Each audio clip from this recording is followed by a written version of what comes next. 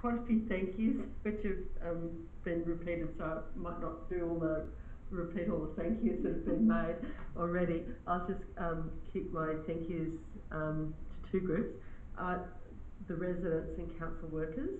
And I think the residents play, while it's true we vote, and you know, but I think the lived experiences of residents are really critical to the decisions we make. And it's when those experiences that are ignored that we're in danger of making wrong decisions. I think when you're not directly affected by an issue, it's very easy to think that issues are trivial, but if you're experiencing them day in, day out, they're not trivial. And I think that's why the role of residents in the whole process of local government and influencing change is absolutely critical.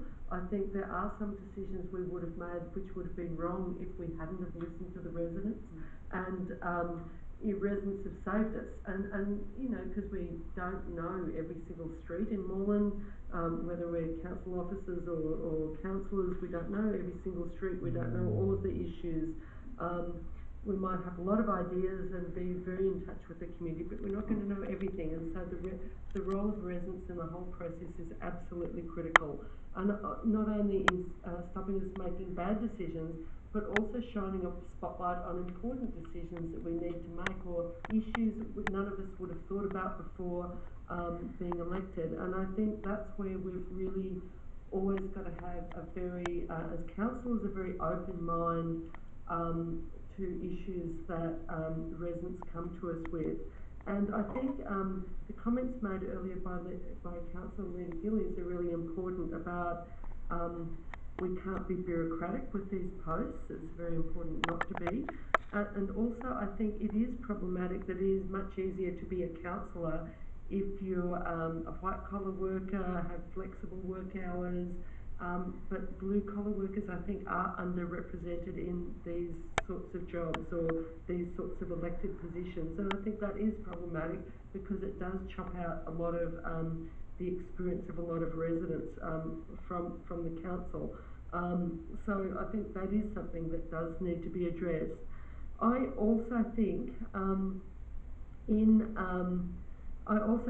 terms of council workers, I think council workers have a huge amount of experience and knowledge going across the board, from people who collect rubbish to, you know, people who work in the offices dealing with different situations, and certainly know what I came to be very aware of during the whole campaign to reinstate the respite services, or after hours respite services for parents of kids with disabilities, is that the carers are really well loved and highly regarded in the community, and particularly by families who have those carers, some of those carers who've been there for years and have built up long-term relationships with some of their disabled children.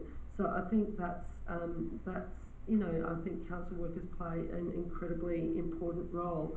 I think one of the things coming into this next period is one challenge for council amongst many, is that a section of our community is experiencing a lot of discrimination, and that's particularly the Muslim community. And you know, just recently I've heard of a woman who was ordered out of a shop because people of her kind are not welcome in her shop. And I'm hearing more and more reports like this, and so there is an issue of racism in our community which we're going to have to address and overcome. I think there are some, you know, all sorts of projects that the council has been involved in the time that I've been on council. I think one important one, which was a couple of years ago now, and a year is a long time in politics, but the actual campaign which stopped the East-West link, I think, was really, really important for all of Victoria. And I think Moreland played a really important role, which I think needs to be remembered. And then I'd just lastly like to end on an advertising note. There is a play being put on at the end of October. It's called 1916, The No Case for Conscription. This is to commemorate a very important event that Brunswick was the epicentre of, and many anti-conscription activists and anti-war activists are imprisoned for their views. So I think this is something which people should get along to and support at the Mechanics Institute if you can. And I'd just like to end on that note, because that was another great victory which our community, not only our community, but our community all the way back in 1916 and 1917 was involved in.